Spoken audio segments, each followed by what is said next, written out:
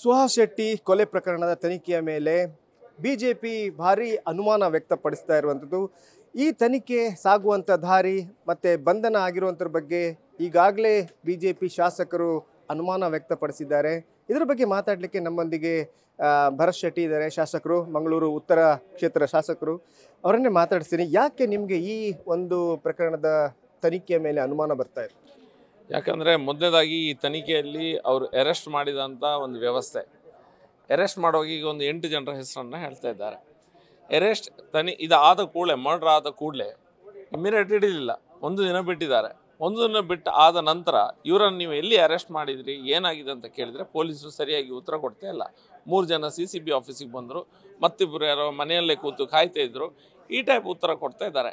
Murder ಆಗಿ ಹೋದಂಥವ್ರು 2 ದಿನ 1.5 ದಿನ ಅವ್ರ ಮನೆಯಲ್ಲೇ ಕೂತ್ಕೊಂಡು ಪೊಲೀಸರಿಗೆ ಕಾಯ್ತಿದ್ದಾರೆ ಅನ್ನುವಂಥ ಸ್ಟೋರಿ ಇವರೇನು ಹೇಳ್ತಾರೆ, ಅದು ನಂಬುವಂಥ ಸ್ಟೋರಿ ಅಲ್ಲ. 3 ಜನ 1 ದಿನ ಬಿಟ್ಟು CCB ಕಚೇರಿಗೆ ಬಂದರು.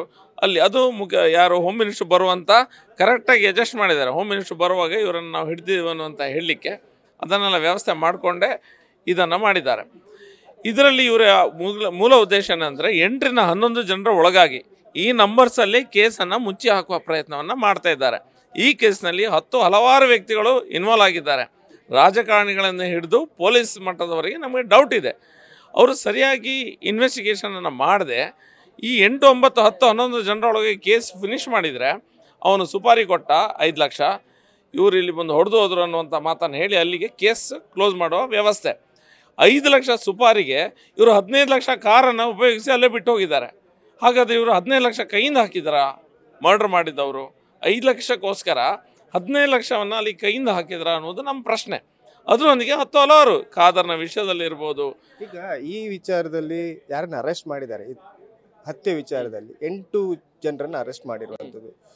A1 ಸಫ್ವಾನ್, ಮುಜಂಬಿಲ್, ನಿಯಾಜ್, ತುಂಬ 8 ಜನ ಇದ್ದಾರೆ. ಇವರು ನೈಜ ಆರೋಪಿಗಳಂದ್ರೆ ಈ ಪ್ರಕರಣದಲ್ಲಿ ಅವರು ಭಾಗಿಯಾಗಿಲ್ಲ ಅನ್ನೋ ನಿಮ್ಮ ಆರೋಪ? ನನ್ನ ಆರೋಪ ಅದಲ್ಲ. ಯಾರು ಅಲ್ಲಿ ಮಾಡಿದ್ದಾರೆ ಅವ್ರದ್ದು ವಿಡಿಯೋ ರೆಕಾರ್ಡಿಂಗ್ ಸಾಧಾರಣ ಇದೆ, ಗೊತ್ತಾಗ್ತದೆ. ಇದರ ಹಿಂದೆ ಯಾರೆಲ್ಲ ವ್ಯಕ್ತಿಗಳಿದ್ದಾರೆ ಇವರನ್ನು ಸೆಟ್ ಮಾಡಲಿಕ್ಕೆ ಖಾಲಿ 5 ಲಕ್ಷ ಕೊಟ್ಟ ಕೂಡಲೇ ಅವ 15 ಲಕ್ಷದ ಕಾರನ್ನು ಬಿಟ್ಟು ಹೋಗೋದಿಲ್ಲ. 2 ವೆಹಿಕಲನ್ನು 15 ಲಕ್ಷ ಅವ ಯಾಕೆ ಅದರಲ್ಲಿ ಬಿಟ್ಟು ಹೋಗ್ತಾನೆ? ಮರ್ಡರ್ ಮಾಡ್ಲಿಕ್ಕೆ ಬಂದವ 5 ಲಕ್ಷಕ್ಕೋಸ್ಕರ. 8 ಜನರು ಅಲ್ಲದೆ ಇದರಲ್ಲಿ ಇನ್ನೂ ಒಂದು 12-13 ಜನ ಇದ್ದಾರೆ. ಆ 12-13 ಜನ ಯಾರು, ರಾಜಕೀಯ ವ್ಯಕ್ತಿಗಳೆಲ್ಲ ಯಾರು, ಅದೆಲ್ಲ ನಮಗೆ ಬೇಕಾಗಿದೆ. ಅದು ಇನ್ವೆಸ್ಟಿಗೇಷನ್ ಮಾಡಿದವ್ರನ್ನ ಹಿಡಿದು ತಂದು ಒಳಗೆ ಕೂರಿಸಿಕೊಳ್ಳೋ ಇನ್ವೆಸ್ಟಿಗೇಷನ್ ಆಗೋದಿಲ್ಲ. ಹಿಡಿದಂಥ ಪರಿಸ್ಥಿತಿ ಮತ್ತು ರೀತಿ ಅದು ಸರಿ ಇಲ್ಲ, ಅದು ನಂಬಿಕೆ ನಮಗೆ ಬರ್ತಾ ಇಲ್ಲ. ಅವ್ರು ಹಿಡಿದಂಥ ವ್ಯವಸ್ಥೆ ಇದರಲ್ಲಿ ಯಾರೋ ಬಂದು ಇವರನ್ನು ಅಡ್ಜಸ್ಟ್ ಮಾಡಿ ನೋಡಿ ನಾವು ಅಲ್ಲಿ ಇಡ್ತೇವೆ, ಅಲ್ಲಿ ಇರ್ತಾರೆ, ನೀವು ಹೋಗಿ ಅವರನ್ನು ಕರ್ಕೊಂಬನ್ನಿ ಅನ್ನುವಂಥ ರೀತಿಯಲ್ಲಿ ಇದಾಗಿದೆ. ಅಂದರೆ ಯಾರೋ ಇದನ್ನು ಕೇಸನ್ನು ಮುಚ್ಚಿ ಹಾಕುವ ಪ್ರಯತ್ನವನ್ನು ಮಾಡ್ತಾ ಇದ್ದಾರೆ. ಈ ಒಂದು ಪ್ರಕರಣದಲ್ಲಿ ಸ್ಪೀಕರ್ UT ಖಾದರ್ನ ಹೇಳ್ತರುವಂತಹ ಪ್ರಯತ್ನ BJP ಮಾಡ್ತಾರೆ. ಯಾಕೆ ಈ ಒಂದು ಅನುಮಾನ? ಇದರಲ್ಲಿ ನಾವು ಸ್ಪೀಕರ್ ಆಗಲಿ ಮತ್ತೊಬ್ಬರಾಗಿ ಹೆಸರನ್ನೇ ಹೇಳುವುದಿಲ್ಲ. ನಾವು ಯಾರು, ನಮಗೆ ವಿಷಯ ಗೊತ್ತಿಲ್ಲದೆ ನಾವು ಮಾತಾಡ್ಲಿಕ್ಕೆ ಹೋಗೋದಿಲ್ಲ. ನಾವು ಕೊಲೆಗಾರ ಯಾರಿದ್ದಾರೆ ಅವರಿಂದ ಇದ್ದೇವೆ. UT ಖಾದರ್ ಅವರು ಒಂದು ಸ್ಪೀಕರ್ ಆಗಿ ಬಂದು ಪ್ರೆಸ್ ಸ್ಟೇಟ್ಮೆಂಟನ್ನು ಕೊಟ್ಟರು. ಆ ಪ್ರೆಸ್ ಸ್ಟೇಟ್ಮೆಂಟನ್ನು ನೋಡಿದ ನಂತರ ನಮಗೆ ಅವ್ರ ಮೇಲೆ ಡೌಟ್ ಆಗಿದೆ. ಯಾಕಂತ ಹೇಳಿದ್ರೆ ಪ್ರೆಸ್ ಸ್ಟೇಟ್ಮೆಂಟಲ್ಲಿ ಯಾರು ಮುಖ್ಯ ಆರೋಪಿ ಆದಿಲ್ ಇದ್ದಾರೆ, ಆ ಆದಿಲ್ನ ಮನೆಯವರೊಂದಿಗೆ ನಾನು ಮಾತುಕತೆ ಮಾಡಿದ್ದೇನೆ, ಅವರೆಲ್ಲ ನಿರಪರಾಧಿಗಳು. ಆ ಫಾಜಿಲ್ ಹಿಂದೆ ಕೊಲೆಯಾದಂಥ ಫಾಜಿಲ್ ಅವರ ಬ್ರದರ್ ಯಾರಿದ್ದಾರೆ ಆದಿಲ್ಲು, ಅವ್ರ ಹತ್ರ ಸಹ ನಾನು ಸಂಪರ್ಕದಲ್ಲಿದ್ದೇನೆ, ಅವರೆಲ್ಲ ಏನು ಇದರಲ್ಲಿ ಇಲ್ಲ ಅಂತ ಹೇಳಿದ್ದಾರೆ, ಅವರೆಲ್ಲ ನಿರಪರಾಧಿಗಳು ಅನ್ನುವಂಥ ಮಾತನ್ನು ಇವರು ಹೇಳಬೇಕಾದ ಅವಶ್ಯಕತೆ ಏನು? ನಿರಪರಾಧಿ ಹೌದೋ ಅಲ್ವೋ ಪೊಲೀಸ್ ಇಲಾಖೆ ನೋಡ್ತದೆ, ಜುಡಿಷಿಯಲ್ ಸಿಸ್ಟಮ್ ಇದೆ ಅದು ನೋಡ್ತದೆ. ಖಾದರ್ ಅವರಿಗೆ ಏನು ರೋಲು? ಖಾದರ್ ಅವರಿಗೆ ಸ್ಪೀಕರ್ ಆಗಿ ವಿಧಾನಸೌಧದೊಳಗೆ ನಂದೆಲ್ಲ ನಡೀತದೆ ಅನ್ನುವಂಥದ್ದನ್ನು ಮನೆಯಲ್ಲಿ ಹೋಗಿ ಈಗ ಹೊರಗೂ ಸಹ ಜುಡಿಷಿಯರಿ ನಂದೆ, ಪೊಲೀಸು ನಂದೆ ಅನ್ನುವಂಥ ರೀತಿಯಲ್ಲಿ ವರ್ತಿಸಿದ್ದಾರೆ. ಅದಕ್ಕೋಸ್ಕರ ಅವರು ಕ್ಲೀನ್ ಚಿಟ್ಟಿಯನ್ನು ಕೊಟ್ಟು ಪೊಲೀಸ್ ಅಧಿಕಾರಿಗಳು ಇನ್ನು ಇನ್ವೆಸ್ಟಿಗೇಷನ್ ಮಾಡುವಾಗ ಖಾದರ್ ಅವರು ಹೀಗೆ ಹೇಳಿದ್ದಾರೆ, ಸ್ಪೀಕರ್ ಅವರು ಇನ್ಫ್ಲುಯೆನ್ಸಲ್ಲಿ ನಾವು ಟ್ರಾನ್ಸ್ಫರ್ ಆಗಿ ಬಂದಿದ್ದು, ನಮ್ಮ ಇನ್ವೆಸ್ಟಿಗೇಷನ್ನು ಅವರು ಹೇಳಿದ ರೀತಿಯಲ್ಲಿ ಇರಲಿ ಅನ್ನುವಂಥ ದಾರಿ ತಪ್ಪಿಸುವ ಪ್ರಯತ್ನ ಖಾದರ್ ಮಾಡಿದ್ದಾರೆ. ಮತ್ತು ಮುಖ್ಯವಾಗಿ 3 ಜನ ಯಾರು ಮರ್ಡರ್ ಮಾಡಿದ್ದಾರೆ ಇದರಲ್ಲಿ ಕಳಸ ಕನೆಕ್ಷನ್ ಇರುವಂಥವ್ರು, 2 ಕಳಸಲ್ಲಿ ಇರುವವರು, ಮತ್ತೊಬ್ಬ ನಿಯಾಜ್ ಅನ್ನುವಂಥವ ಕಳಸಕ್ಕೆ ಹೋಗಿ ಬರ್ತಾ ಇದ್ದ. ಈ 3 ಜನ ಕಳಸದಲ್ಲಿ ಎಲ್ಲಿರ್ತಾಯಿದ್ರು, ಯಾರ ಸಂಪರ್ಕದಲ್ಲಿ ಇರ್ತಾಯಿದ್ರು?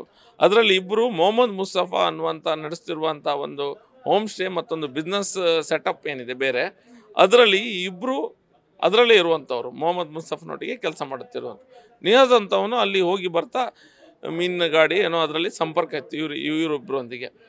ಮೊಹಮ್ಮದ್ ಮುಸ್ತಫನಿಗೆ ಮತ್ತು ಆದಿಲ್ನ ಮನೆಯವರಿಗೆ ಸಂಪರ್ಕ ಇದೆ ಅನ್ನೋದು ಈಗ ಮುಂದೆ ಬರ್ತಾ ಇದೆ. ಅದು ಒಂದು ಭಾಗ. ಮೊಹಮ್ಮದ್ ಮುಸ್ತಫನ ಮನೆಯಲ್ಲಿರೋರು ಮರ್ಡರ್ ಮಾಡಿದ್ದು ಒಂದು ಭಾಗ. ಆದರೆ ಮೊಹಮ್ಮದ್ ಮುಸ್ತಫನೊಂದಿಗೆ ಒಂದೊಂದು ಕಾರ್ಯಕ್ರಮ ಮಾಡ್ತಾನೆ ಅಲ್ಲಿ ಕಳಸದಲ್ಲಿ. ಆ ಕಾರ್ಯಕ್ರಮ ಸ್ಪೋರ್ಟ್ಸ್ ಆ್ಯಕ್ಟಿವಿಟಿ ಕ್ರಿಕೆಟ್ ಮ್ಯಾಚನ್ನು ಮಾಡ್ತಾನೆ, ಅದರ ಅಧ್ಯಕ್ಷವ. ಅದು ಯಾರನ್ನು ಅಲ್ಲಿ ಬರ್ತಾರೆ ಇವನ ಕಾರ್ಯಕ್ರಮಕ್ಕೆ? ಖಾದರು, ಇನಾಯತ್ ಅಲಿ ಅಂತವರು ಕಾಂಗ್ರೆಸ್ ಮುಖಂಡರು ಬರ್ತಾರೆ. ಕಾಂಗ್ರೆಸ್ ಆ ಇನಾಯತ್ ಅಲಿ ಮತ್ತು ಖಾದರ್ ಅವರು ಆ ಬ್ಯಾನರಲ್ಲಿದೆ, ಅವರ ಫೋಟೋಸ್ ಇದೆ. ಅವ್ರಿಗೆ ಇವ್ರಿಗೆ ಏನು ಸಂಬಂಧ ಅನ್ನುವಂಥದ್ದು ಆಗಬೇಕು. ಇದ್ರಿಗೆ ಇನ್ವೆಸ್ಟಿಗೇಷನ್ ಆಗಬೇಕು. ನಾವು ಅದರಲ್ಲಿ ಡೈರೆಕ್ಟ್ ಆರೋಪಿಯ ಹೌದಾ ಅಲ್ವ ಅಂಥದ್ದು ನಾವು ಇನ್ವೆಸ್ಟಿಗೇಷನ್ ಮೂಲಕ ಗೊತ್ತಾಗ್ತದೆ. ನಾವು ಹೇಳೋದಿಷ್ಟೇ, ಇನಾಯತ್ ಅಲಿ ಮತ್ತು ಖಾದರ್ ಅವರ ಬ್ಯಾನರಲ್ಲಿದೆ. ಇನಾಯತ್ ಅಲಿ ಮತ್ತು ಖಾದರ್ ಅವರ ಇದ್ದ ಕಾರಣಕ್ಕಾಗಿ ಅವರಿಗೂ ಮತ್ತು ಮುಸ್ತಫನಿಗೆ ಯಾವ ರೀತಿಯ ಕನೆಕ್ಷನ್ ಅನ್ನುವಂಥದ್ದನ್ನು ಪೊಲೀಸರು ತನಿಖೆ ಮಾಡಬೇಕು. ಮೊಹಮ್ಮದ್ ಮುಸ್ತಫ ಮತ್ತು ಮರ್ಡರ್ ಮಾಡಿದವರಿಗೆ ಯಾವ ರೀತಿಯ ಕನೆಕ್ಷನ್ ಅಂತ ತನಿಖೆ ಆಗಬೇಕು. ಈ ಕಳಸ ಕನೆಕ್ಷನ್ ಬಗ್ಗೆ ಕರೆಕ್ಟಾಗಿ ತನಿಖೆ ಆಗಬೇಕು ಅನ್ನೋದು ನಮ್ಮ ಬೇಡಿಕೆ. ಈಗ ಬಜ್ಪೇಯಿ ಒಬ್ಬರು ಪೊಲೀಸ್ ಸಿಬ್ಬಂದಿ ರಶೀದ್ ಅವರು ಇದರ ಹಿಂದೆ ಇದ್ದಾರೆ, ಅವರ ಬಗ್ಗೆ ಅನುಮಾನ BJP ಮುಖಂಡರು ನಾಯಕರು ವ್ಯಕ್ತಪಡಿಸ್ತಾ ಇರೋದು ಅದು ಏನು? ಯಾಕೆ ರಶೀದ್ನ ಮೇಲೆ ಯಾಕೆ ಡೌಟ್ ಅಂತ ಹೇಳಿದ್ರೆ, ಸ್ಥಳೀಯರು ತುಂಬ ಜನ ಬಂದು ಇಲ್ಲಿ ಕಂಪ್ಲೇಂಟ್ ಕೊಡ್ತಾಯಿದ್ರು ಹಿಂದಿಂದ ಸಹ. ಯಾಕಂತೇಳಿದ್ರೆ ಅವನಿಗೂ ಮತ್ತು ಅಲ್ಲೊಬ್ಬ ಮರ್ಡರ್ ಮಾಡಿ ಆರೋಪಿಯಾದಂಥ ಒಂದು ವ್ಯಕ್ತಿಗೆ ಸಂಬಂಧ ಇದೆ. ಆರೋಪಿಯ ಚಲನವಲನ ಆಗುವಂಥ ಸಂದರ್ಭದಲ್ಲಿ ಇವನೊಂದಿಗೆ ಕೋರ್ಡಿನೇಟ್ರಲ್ಲಿದ್ದರು. ಬೇರೆ ಬೇರೆ ವಿಷಯಗಳಿದೆ ಅದರಲ್ಲಿ. ಅವರು ಮತ್ತು ಇನ್ವೆಸ್ಟಿಗೇಷನ್ ಆಫೀಸರ್ ಆಗಿ ಮೊನ್ನೆ ಅವರು ಬರುವಂಥ ಸಾಧ್ಯತೆ ಇತ್ತು.